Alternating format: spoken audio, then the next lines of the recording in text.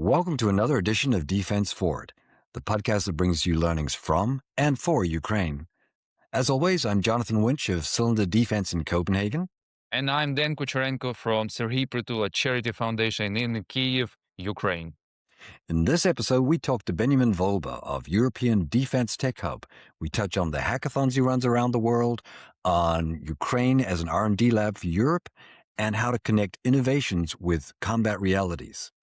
As well as European versus Ukrainian mindset, procurement challenges, and brilliant company that emerged during hackathons and eventually open office in Ukraine and produce real battlefield technology for the frontline needs. Let's get things underway. We're excited today to welcome Benjamin Wolba to the show. He's the co-founder of the European Defense Tech Hub, which has become one of Europe's largest grassroots networks for defense innovation, and now becoming a part of the official ecosystem as well.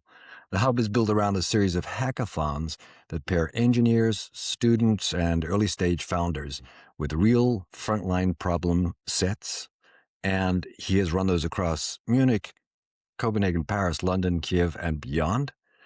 And Benjamin, you're kind of known for your sharp and often uncomfortable views on why Europe's defense ecosystem is still moving too slowly. Thank you for having me. Yeah, getting there. Benjamin, you have run the Miltech hackathons in both Kyiv and Lviv. You've been twice to Kyiv, if I recall it correctly, and working directly with the frontline needs and problems that were being set here. What does the experience looks in practice and how it's different from running the same hackathons in Paris or Munich or other European cities? Yeah, I've actually by now have been 4 times to Ukraine and 3 times to Kyiv. And yeah, it's been a great pleasure to connect with people on the ground, because the closer you are to those who actually face those problems and challenges every day, the closer you are to reality. And the farther you get away, the more abstract and the more fuzzy things get. At the same time, we also, as the European Defense Tech Hub, need to bridge between, on the one hand, tactical, urgent needs coming out of Ukraine when we're talking to army units, and we're working with a lot of different army units, like pretty much all the popular ones, like 3rd Army Corps, Khatia, Azov, and others, and also some less-known ones. But then at the same time, we're also working with many entities within Europe or allies globally, which have a more long-term and strategic perspective. And we're also looking into developing new capabilities. I don't know, using nanoparticles for tracking troop movements, or agentic, operating systems for command and control, or, things that, sound super futuristic, and are not having an immediate impact on the battlefield, but might lead to an asymmetric advantage in 3 to 5, maybe 10 years. And that is what we need to bridge. And that's why we're talking to everyone, everyone who is reasonable and who wants to work and talk to us. And of course, when we're, coming to Ukraine, and I've been now running 2 Kyiv hackathons, 1 Lviv hackathon.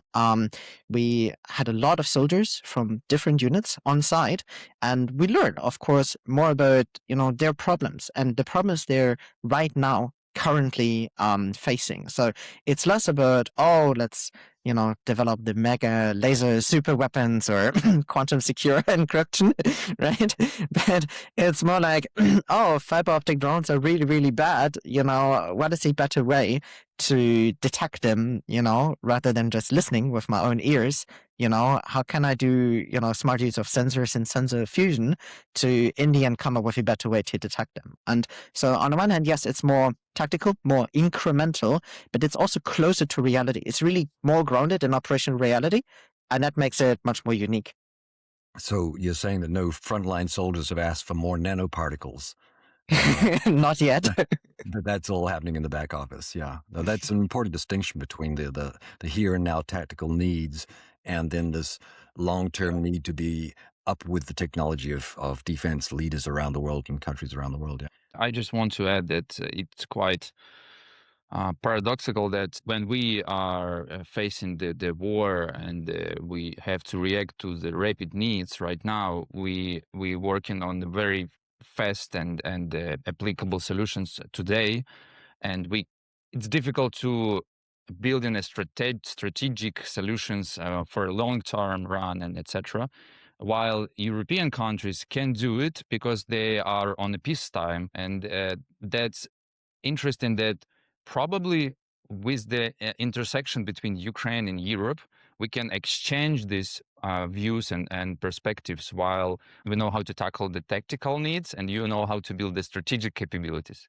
Yeah. So a related question there would be how you facilitate the transfer of battlefield validated lessons from Ukrainian operators to European startups, for example, who may have never had an end user this close to live conflict. Totally. And we invite both of them, both Ukrainian soldiers and end users, as well as, both European startups, European military for what it's worth, and also, of course, builders, hackers in t-shirts who come to our events. And there could be hackathons, it could be meetups, organizing conferences and field testing events. And we're really running these events as a means to an end. And the end goal is to bring the right kind of people together to help more talent enter the defense sector, go find a job, join someone else's mission, someone else's company, or build your own project and start your own company and develop that way new capability. So we think as Europe, our answer needs to be to,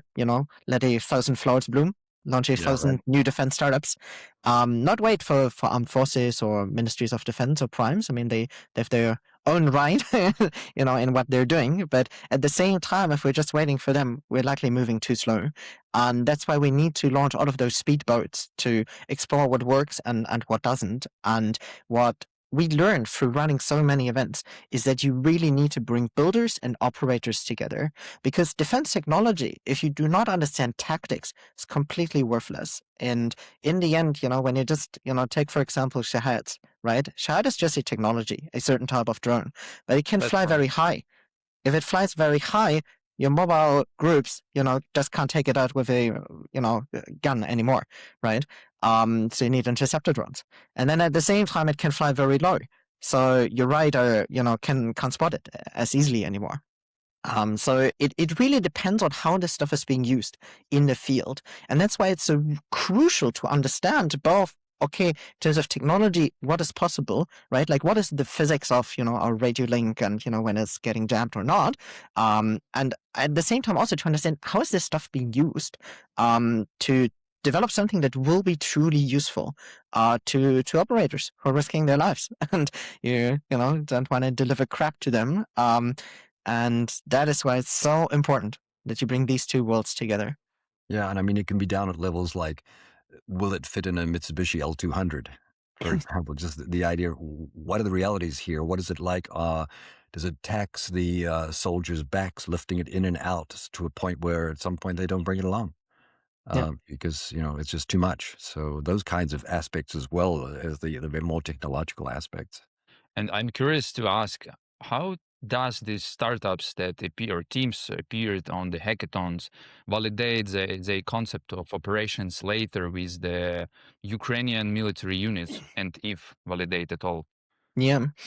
The step 0 is basically at our hackathons to talk to mentors. It's still the single biggest mistake we're seeing, that builders just show up with, some ideas of what might be cool and what might work. And I guess that's how you start. But then importantly, you need to talk to operators and you need to get feedback, whether this has been tried before, whether it's actually working or not, whether it's useful or not, right? And that is crucial. It's the single biggest mistake we're still seeing. People are not talking enough to mentors to validate their idea. And the idea of these weekend hackathons is really to build an actual prototype, software, hardware, to get feedback to either continue developing it or, pursue a different path. And then people continue, of course, post-hackathon to develop something in real life, which is exactly why we're running these events. Like, demo day on Sunday is not the end. It's just the end of the hackathon, but it's actually the start of a journey to build something in real life. And with every such hackathon, we're seeing at least 3 to 5, at times even more, projects actually continue building. And so now we've run more than 30 hackathons all across Europe with more than 70 teams that we're actively tracking. And so we're seeing these startups emerge, which, of course, on their own terms, need to keep pushing, need to, connect with Ukrainian military, travel to Ukraine. It's absolutely crucial. You need to be there. And then, of course, there's, one thing that is just technology readiness level and technology testing, peacetime testing. You go on a field near Lviv, you see, does the drone fly? But then there's also the second part that you mentioned that is more closer to wartime testing. You go near Dnipro or, some other region, and you test whether this is actually useful during an actual operational scenario, which is capability readiness level, which is also very, very important.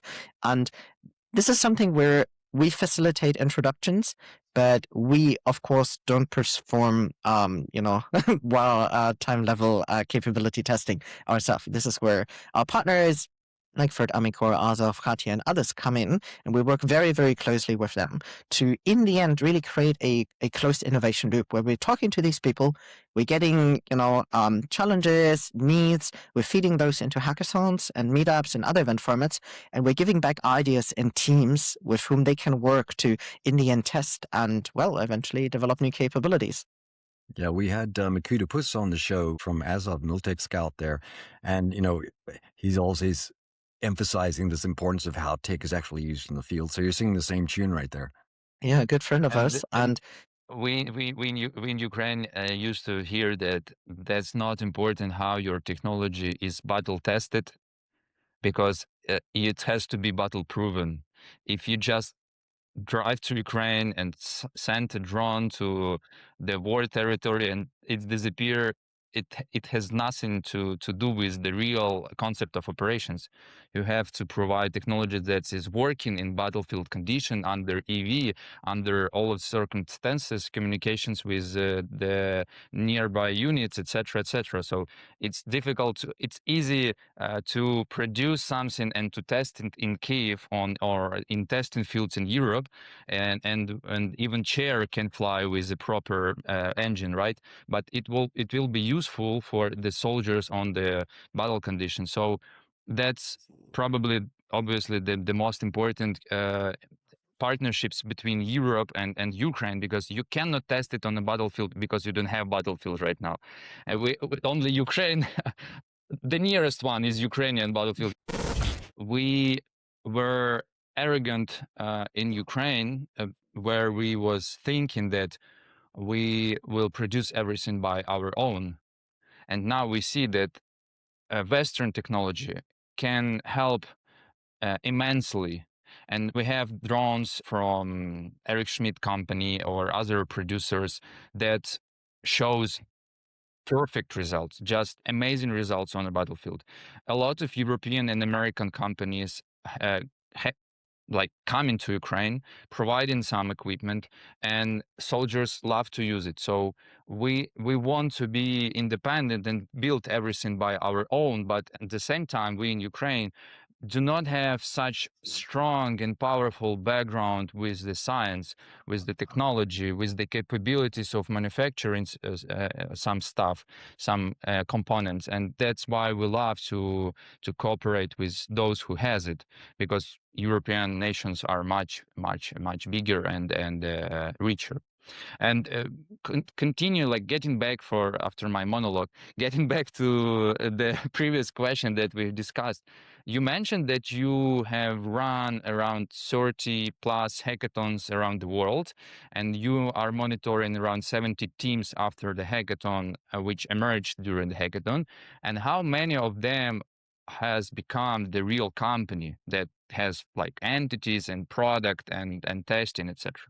of course, these are moving targets, right? Like every week, every month that passes, there are more companies emerging. And also on our side, every week we're learning about new companies that have been founded and, suddenly they pop up. So I would say, at the moment we're tracking like 70 projects, which are anywhere from an idea stage to funding secured. And probably half of them have actually incorporated and raised funding. And a bunch of them actually, like 4 or 5, after the hackathon have moved to Ukraine and now have offices and teams in Kyiv. And so what we see as a pattern on the one hand is, of course, that not all the companies will be successful and fundraise, but everyone who has been determined enough to not just travel once for a few days to Ukraine, but actually to start to build a team and to engage with local field testing and actually set up shop there for a couple of months. Actually, all those 4 to 5 companies, they fundraised, and it really shows you something about determination and grit and willingness to do the hard thing.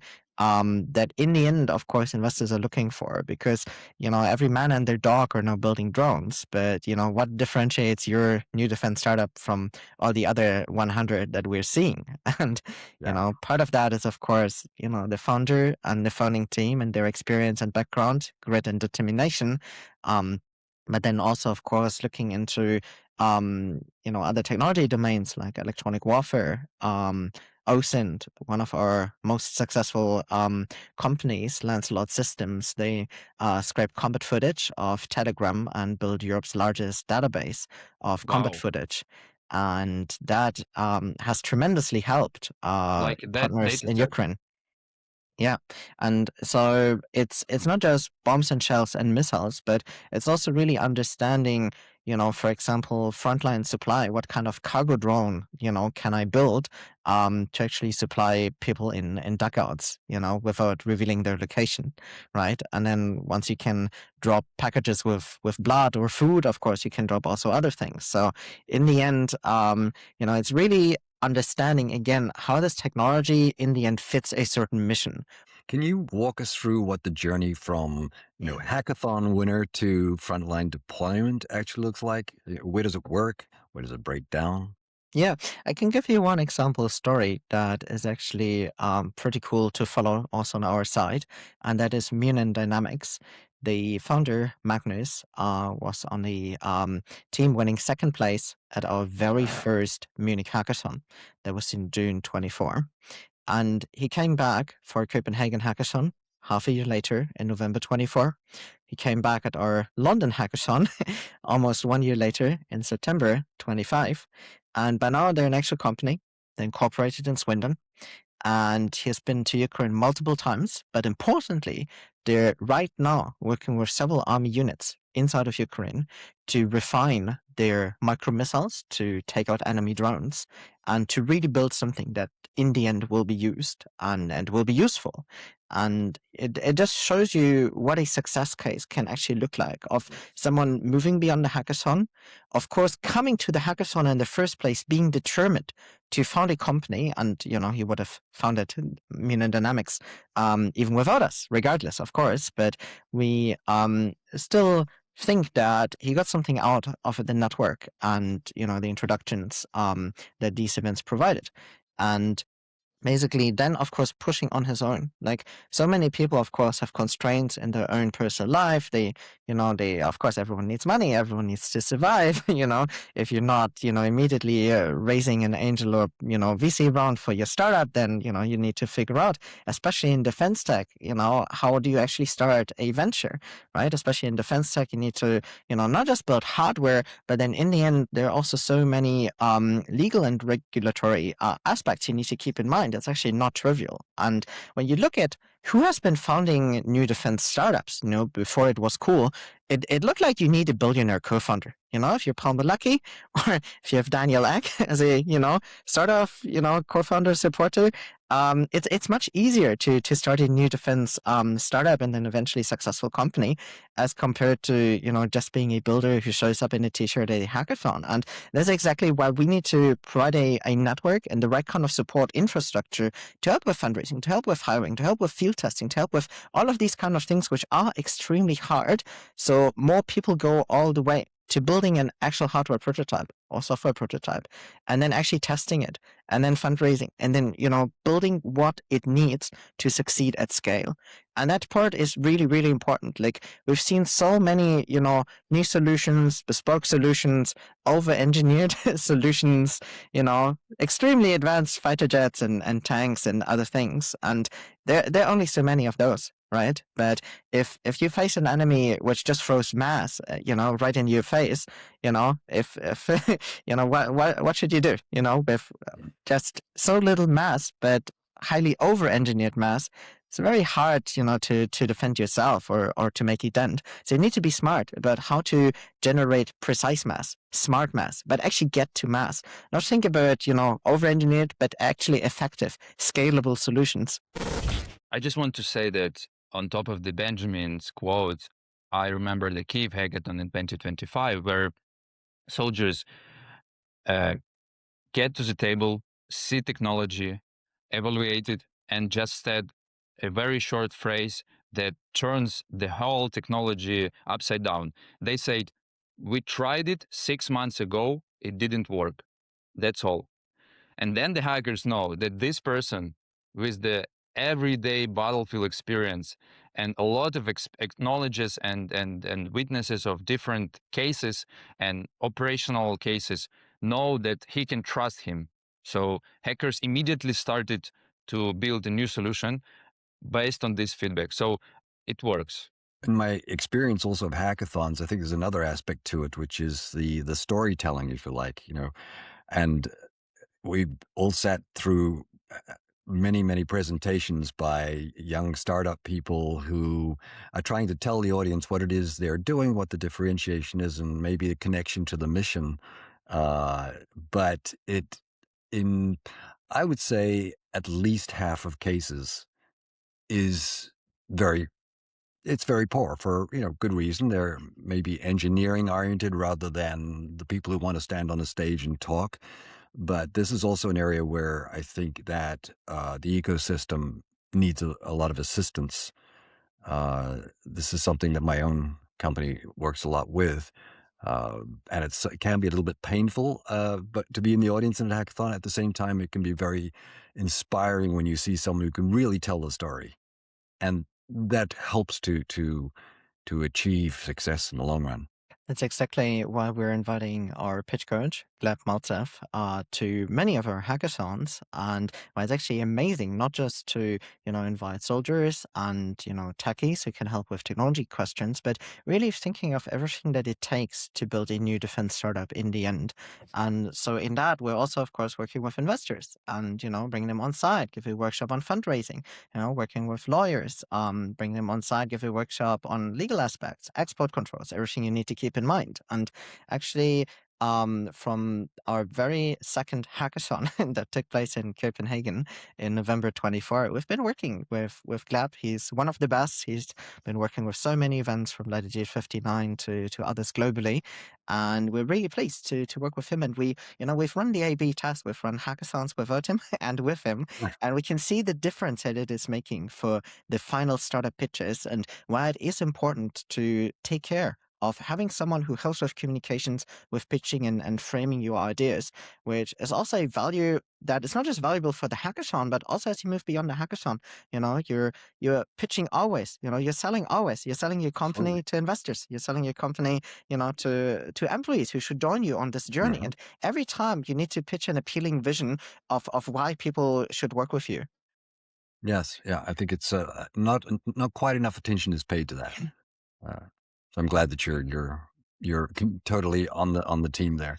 And I one thing stuck in my mind from the previous question is that Benjamin mentioned technology produced in Miltech sector isn't so easy to deploy as any other type of technology, because you have codification, standardization, security measurements, procurement, etc., etc. And Jonathan, can you please help me understand why is it so difficult to get into procurement loop with the NATO countries? Wow, yeah.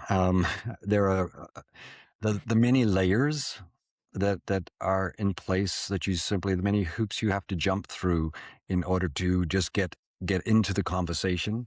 And the idea that we've had in sort of peacetime of being able to take a long time to go through a long process and to a long development with an expectation that something can be provided in a year to 5 years. That's a whole mentality. I think that's the key issue. Benjamin, you can also, I imagine, talk to some of the acceleration efforts that are done that are being done in the NATO system at the moment. How are you seeing those impact what you're working with? Yeah. A lot of what you said is still the prevailing mindset of, oh, we're developing everything, very thoroughly according to specification. But, on the one hand, it takes years. And then, we're worrying about spare parts for like 20 years. And all of these things that used to be important if you're doing jets and, tanks and warships, but which may not apply in the same way if you're developing unmanned systems and drones, which are upgraded like every 2 months. And then of course everyone has to think how to shape their procurement, and that happens both on a national level. We're seeing a lot of good initiatives there, mainly in of course the Baltics, Finland, Poland, and of course in Ukraine. But talking about Europe, there's a lot happening. And then also on a international level, like in NATO level, there's NATO Diana, there's the NATO Innovation Fund. There are a bunch of NATO rapid adoption programs. Also, by the way, a lot of good DARPA programs in the US that make acquisition and procurement in the EU, look like a super lengthy and bureaucratic process, which it is. And at the same time, still, there are also some really, powerful international coalitions, like there's been the drone coalition pushed by Latvia and the UK, but then also joined by so many other countries, including Germany and others. And now we have this model of how it could work to deliver drones to Ukraine, not on a 10-year, but rather than month basis. Where's the coalition for other unmanned systems, or for shells or landmines, or whatever is needed to defend yourself? And I think that is a question also, how flexible and agile can we be? Like when we're talking to people across Europe, the prevailing mindset still is like, oh yeah, we're not at peace anymore, but we're also not exactly at war. Like, Russian tanks haven't marched into our city yet, so we got time. And I for me as a resident, this is scary, because it feels like we're not prepared. And I've talked to many people who are like, I feel more safe inside of Ukraine because at least they know how to defend against Shahed drones and other types of new threats. Versus here, what do we do if they're not just 20 Shahed drones showing up on our skies, as we had it actually in September 25. There were like 20 Shahed drones flying into Poland. And what did we do? Scramble fighter jets and use air-to-air missiles to take them out. You might do this once, but what do you do if there are 200 Shahed drones or 2,000? Like we don't really have good answers to those kind of issues yet. And then people will argue, oh, but there are not 2,000 Shahed drones coming to Berlin or Lisbon. Yeah, maybe not today, but it's still, we don't have a good answer. And if your house might burn down, you think about, okay, how to alert the firefighter and how to install mechanisms to prevent disaster from happening. And I think in the very same way, we should be more than aware of these new threats and think how to prepare. What is our answer? How to deal with them?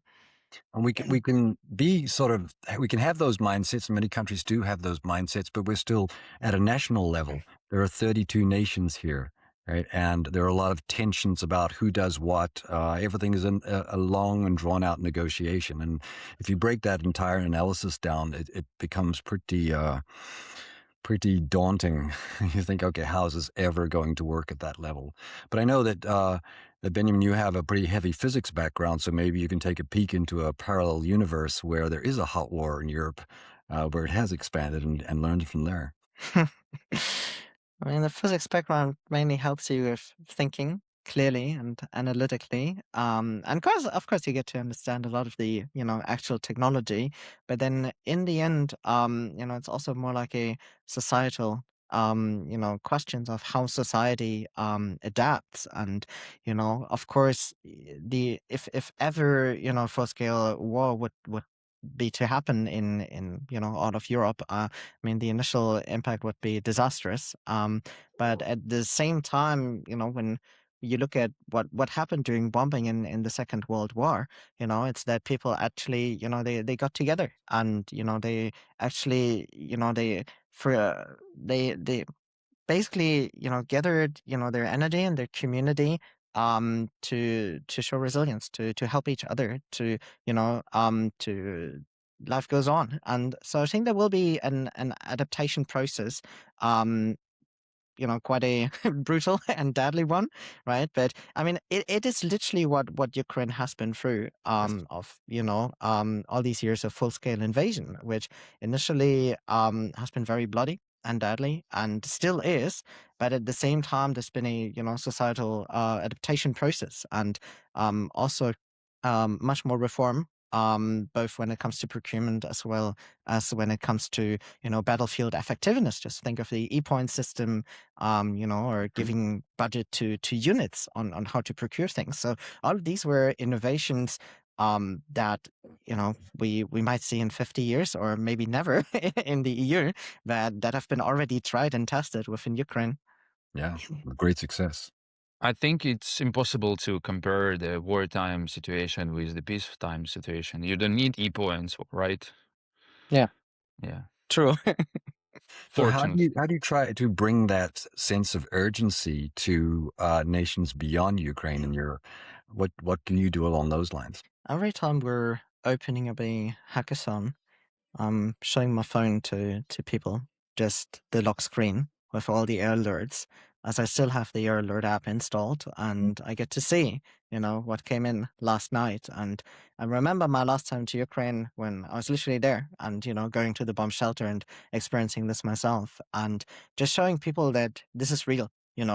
If people see, they came an error alert in at 2 a.m. last night when I was sleeping at Mm. not like 2 years ago, but last night. It makes it much more real, and in that they can relate better, to this when they especially then see, what happened last night. What does the impact look like?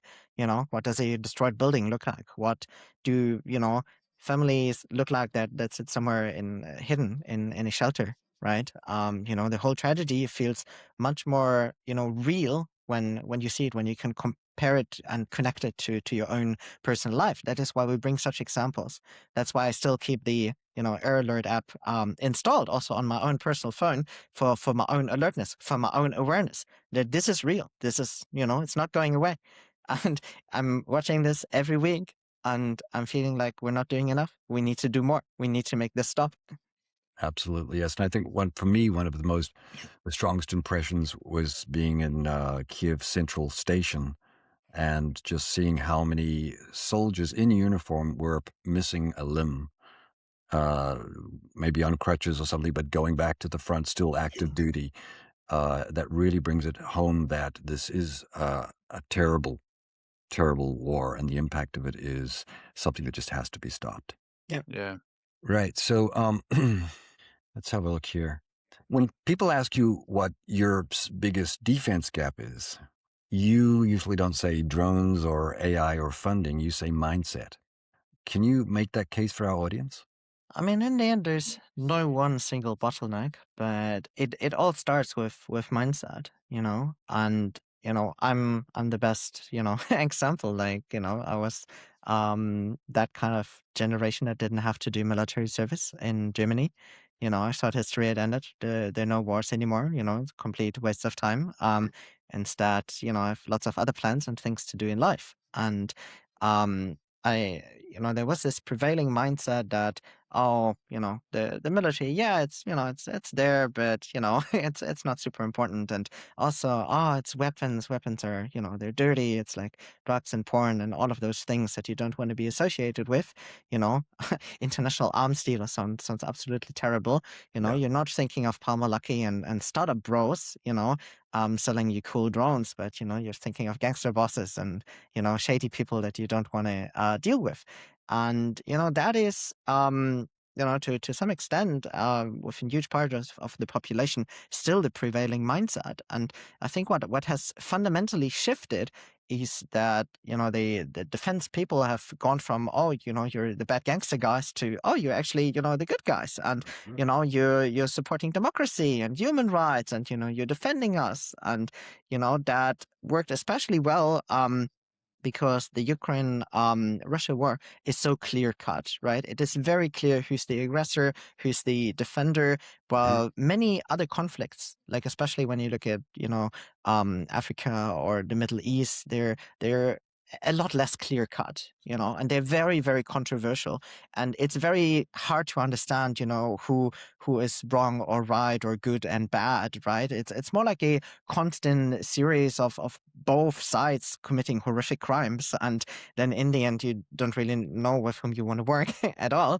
Versus for Ukraine, Russia, it is very, very clear who are the good guys and the bad guys, which of course helped, to rally up people to understand that we need to defend Europe. And, Ukraine is Europe. This is part of Europe.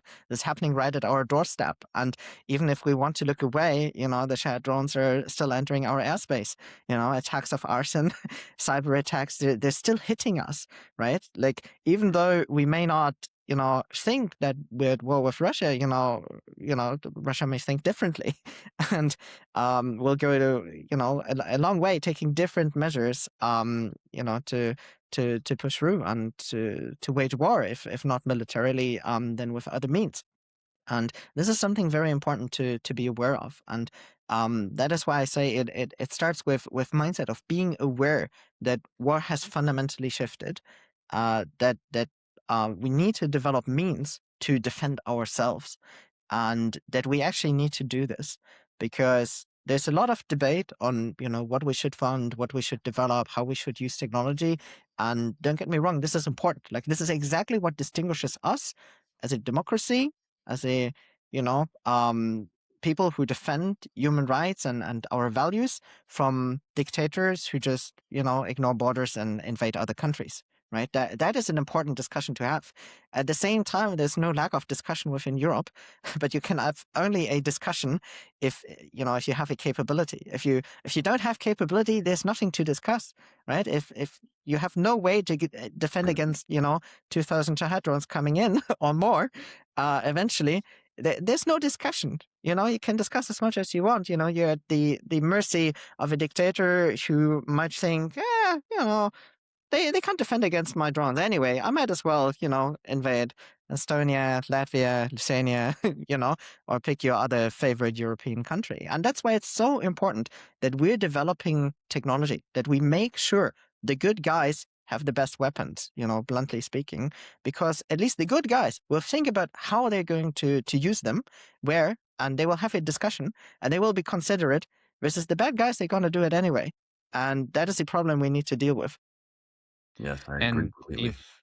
and the problem is even bigger than that. If you don't have a guns for a good guy, the good guy become occupied by Russian Empire and then drafted to their army, exactly like it happened in Donetsk or Lugansk region after 2014.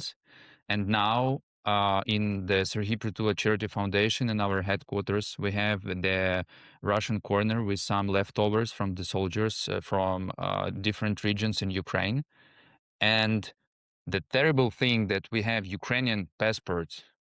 So we have Ukrainians who were drafted to Russian army to fight and to occupy our territory. And now we have to kill these Ukrainians because they became an enemy.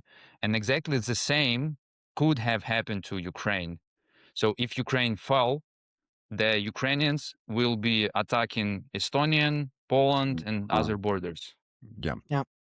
And that could become generational with Russian education systems and propaganda and so on. So That's how empire works. Yes. That's nothing new. We saw it many times. Yeah. So, Benjamin, you're pulling people into defense through what you're working, from AI, robotics, software, academia. What's your pitch to, say, a talented engineer who has an offer on the table from Google right now? What makes defense a more compelling choice? Well, you can literally save lives and, work on an important mission. I mean, yes, you could, of course, go and optimize, add click rates for Google. Or, I mean, even depending on which department you're in, work on autonomous driving or quantum computing. There are some more exciting things happening at Google. But when I entered the defense sector, looking outside in, what you would expect is, to have some hardcore bros, ultra conservative, at times maybe, are like hardcore in, yes, we want to kill the enemy. And, that's what you would expect. And honestly, what I found is actually that you get some of the, most decent, smartest people on earth, very value driven, very courageous, who actually want to, defend democracy and human rights and our way of living. And, you get some of the best people on the planet. And this is really amazing to see that, you could support these people, work with these people, support their mission, do something that is genuinely meaningful. And that is also why I personally decided to work on the European Defense Tech Hub. Like, I did my PhD in theoretical physics. I worked in venture capital for 2 years. I had lots of different plans what I could be doing in life. And at the same time, after we ran our very first European Defense Tech Hackathon in June 2024, and I talked to so many people and so many Ukrainians and learned what the situation is like, nothing else felt like it would matter as much. Right. This felt like the most urgent, the most important thing, to use my skills and network and talent, and my personal time. And of course, we have many challenges globally. And I mean, climate change won't go away, and it's exciting to build the space economy. And there's so many more things that we should be working on, also as humanity. But, going back to your earlier point, Dan, there's no way we're going to, get to achieve and work on those other things, if we're occupied by Russia. Or, if we let, the bad guys, the dictators take over and, tell us how we should live or what we should do, right? And, you look at, just the level of technological development, in those countries, take not just Russia, but also, North Korea, Iran, and others. I mean, yes, they're, quite good at producing, dumb drones and mass, but, you look at their quantum computing programs and they suck, right? And that is why, we need stability. We need, people to have peace, to dedicate their mind and their resources to develop something more, more advanced and more interesting. And that is why it's so important to work on security and peace, for humanity to advance and for, all of us to prosper. Yeah. For sure. It's part of getting up every morning and thinking, I'm going to do something really worthwhile today, right? And that might not be encouraging more clicks or any of the more, those things seem very, not meaningless, of course, because they're important for the fabric of society. But by comparison, working around helping Ukraine is so deeply rewarding for, I think, people like all of us here on board. And that's exactly the people who care, who don't look another way and trying to ignore. They facing the problem, the challenges, and they want to solve it. They don't want to ignore it. Just let them keep their life, like we see that from American citizens and government right now.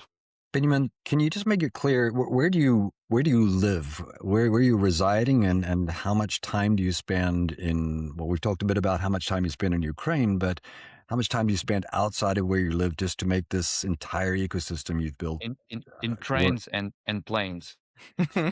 Yeah, living literally on the road. I mean, I'm German. I'm based in Berlin, and maybe half of my time, maybe more, maybe less, depends on the time of the year I actually spent here.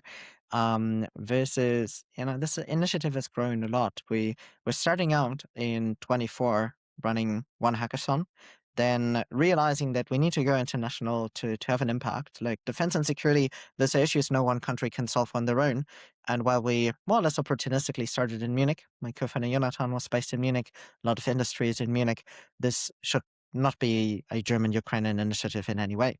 So first, it was very clear that we had to go international. And so we planned very strategically to run an event in Paris, France, in November 24.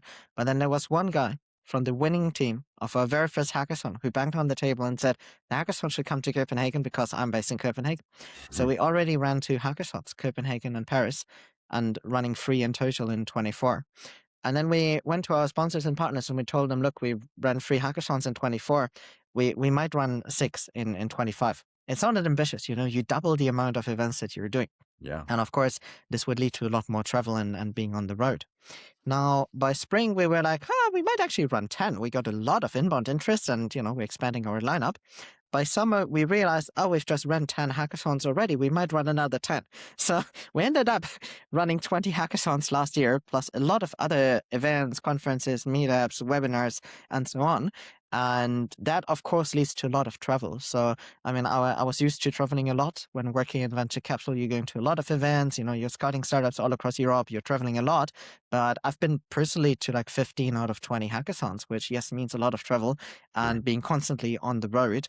While at the same time, still trying, of course, to, cover time to focus and, sit somewhere. It doesn't have to be Berlin necessarily, could be also elsewhere. You take a couple of days after the hackathon where you're just there, do some focused work, get to meet your team. We're remote first. So with people everywhere from the UK to Kyiv to Munich and Berlin and other places. So actually traveling is also one way to see all my fellow teammates and get to co-work with them. Yep, those connections are really important. And of course, with that number of hackathons and of all the people you're dragging into it, I think it's it's without doubt that you would be making a real impact on the results in Ukraine and helping Ukraine to win very, very clearly. That could not be contested. So, At least that's our ambition, and it is, a less direct way as compared to, for example, organizing donation fundraisers or, to launching a new defense startup, and producing gear ourselves, right?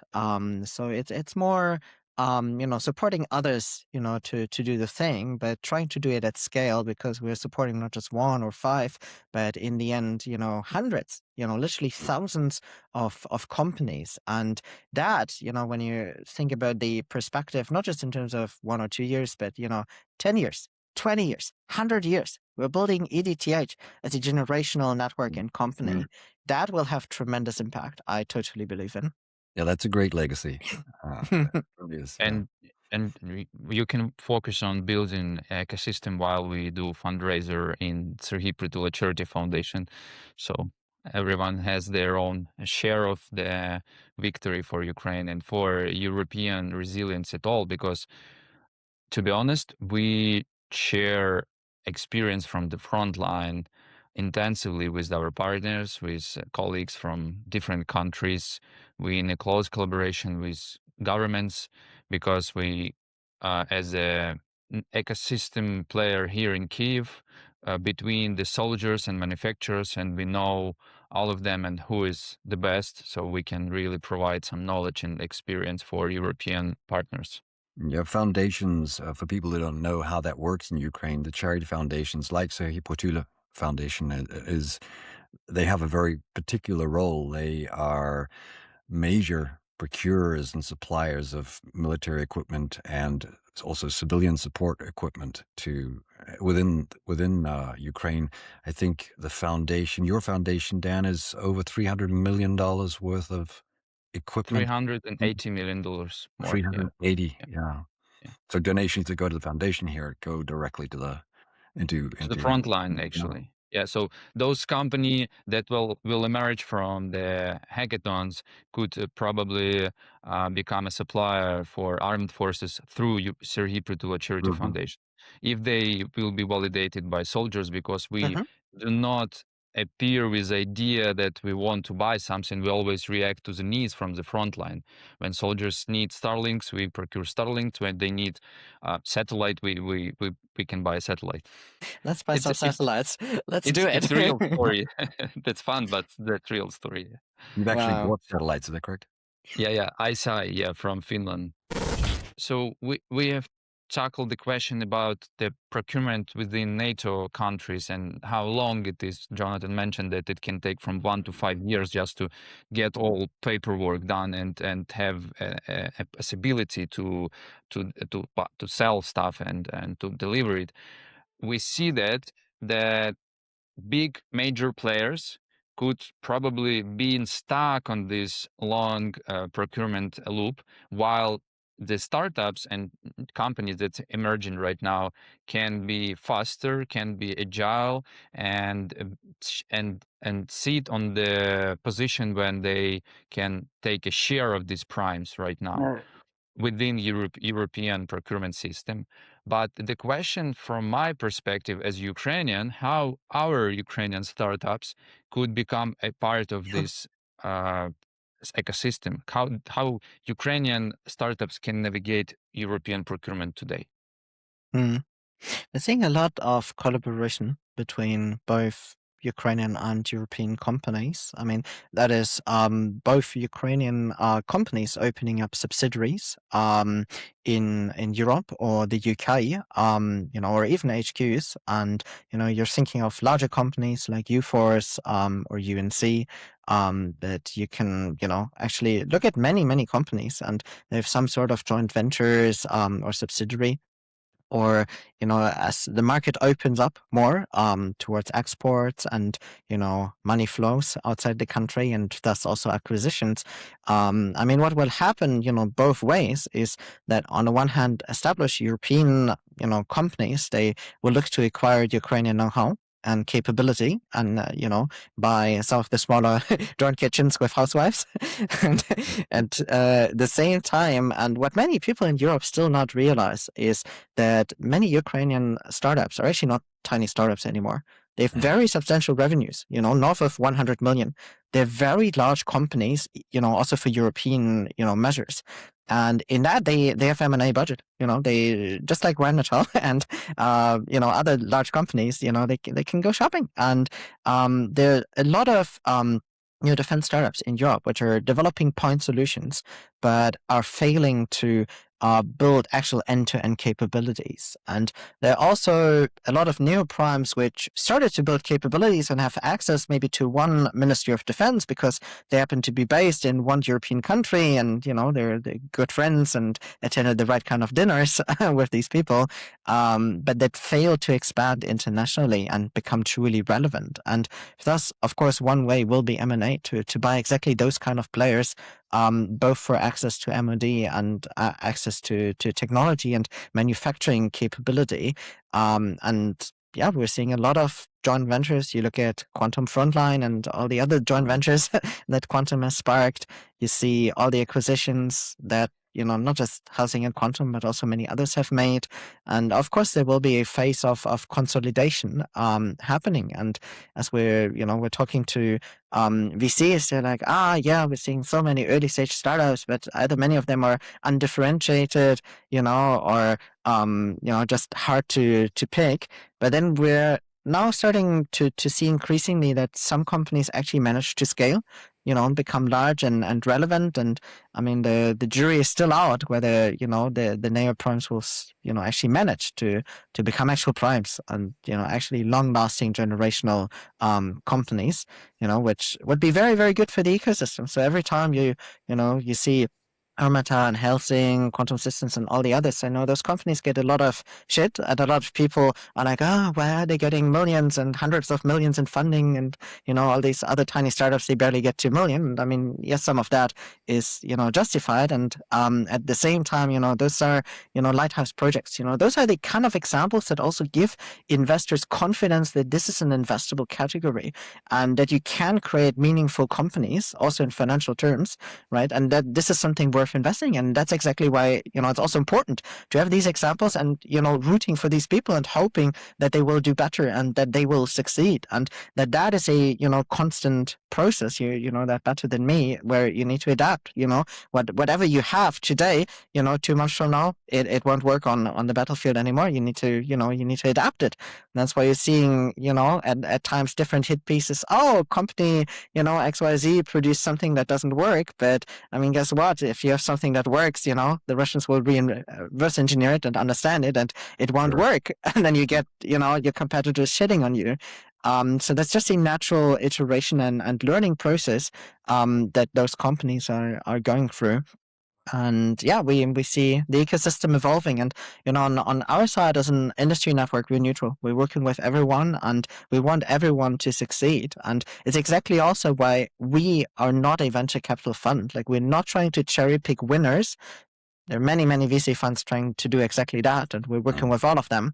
But we really want all of them to succeed. Even, it's just a hobby project, or if someone's creating an SME, that's totally fine. For them to grow up and, be valuable to the ecosystem, and of course also support us back in what we are doing.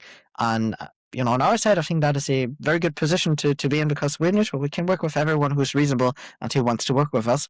That's fantastic. That really is a good viewpoint. It's not just like a VC. I know you have a VC background, but you're not coming in with VC eyes of, okay, we need to make a return of X. You're trying to encourage a complete sort of societal level improvement and growth there. I'm curious to get your thoughts on the possible transition that would require. Imagine that there was I'll call it a pseudo peace agreement made with the Russians at some point, and this might reduce the amount of flow, coming out of the EU and perhaps the US, cash flow to Ukraine. How do you see that transition for the future, and how Ukrainian companies can continue to thrive in a little bit defunded environment? I mean, first off, the unfortunate reality is that any pseudo or not pseudo peace agreements are pure fantasy. I mean, there's zero willingness, from the enemy to negotiate. We're seeing that over and over again. And so all of, these, we just need to give up Donetsk and then maybe we'll have peace, or maybe not. That's pure fantasy. I mean, it's pure bullshit when you look at history and how Russia acted, not just within Ukraine, but, also when invading other countries. So I, first, not believe in that. And so the unfortunate reality is that unless Ukraine is increasing pressure through, their military, actions and deep strikes and, their own defense and, hitting Russia where it actually hurts, unfortunately, I personally don't think that we will see, any lasting peace agreement anytime soon. But that just as a, caveat, eventually, let's assume eventually, Ukraine will have the strength to drag Russia to the negotiating table and, basically establish deterrence, get to an agreement, that is long lasting, not because, you sign some paper and you smile, but actually you have weapons to defend yourself. And the enemy knows that you can hit back. And, in that you need to, credibly establish deterrence. You need to continue to develop weapons. You need to continue not just manufacture, but also provide manufacturing capability. And in that, I'm not expecting, funding to ebb anytime soon. Okay. Even though we're not, expecting, from that point on, hot war. We need to prepare for it, and we need to maintain capabilities. We need stuff for training. We just need resources. And that is also factories, to produce drones one day to another, if push comes to shove, right? And then, the rearmament process all across Europe and NATO and internationally, that's a 10, 20-year process. So we're not seeing any of that stop. I mean, the money is being allocated now for the next decade and more. And everyone has realized that drone warfare is a fundamental shift. As I like to say, it's like going from knights with swords to peasants having shotguns. It doesn't matter, how nice your armor or your sword is. If the peasant comes and shoots you dead with a gun, it doesn't matter, how beautiful and over-engineered your tank is. If the enemy has lots and lots of FPV drones, you might put the cage. Okay, it might take 20 more FPV drones to get through and to hit the tank. Eventually the tank is gone. And given how expensive it is, you can throw a lot of FPV drones, into the fight. And so what people need to realize, this is a fundamental shift, and we're increasingly realizing it. And that means that we need to spend over, the coming years, decades, to be ready to deal with this new kind of reality of war. And also what comes next. I mean, the end game is not drones, being piloted by humans, or, being connected by a fiber optic cable, what we're currently seeing. What might come next, is stuff that we're discussing for our Singapore Hackathon. Every time I discuss with our co-organizers and partners in Singapore, it's like talking to someone coming straight from the future into today and telling me about agentic command and control systems and quantum secure communications, and, layered air defense systems. And it is, that is the future. especially the future, they're preparing for already today, being so much more forward thinking than most defense innovation programs that we're seeing within Europe. And there will be a new reality of warfare eventually coming. War is unfortunately not going away. It's a reality of human life and civilization.